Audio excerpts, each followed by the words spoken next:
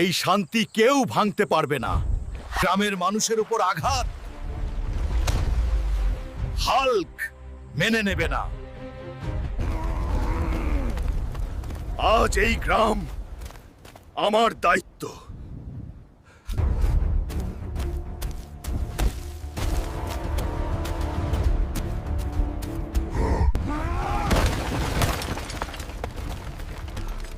এবার থামবে সবকিছু।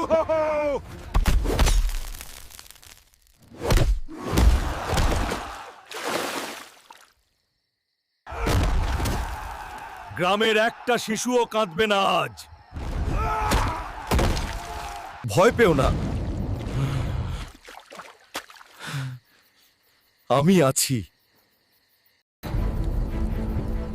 হাল্ক শুধু শক্তিশালী না, সে গ্রামের রক্ষক।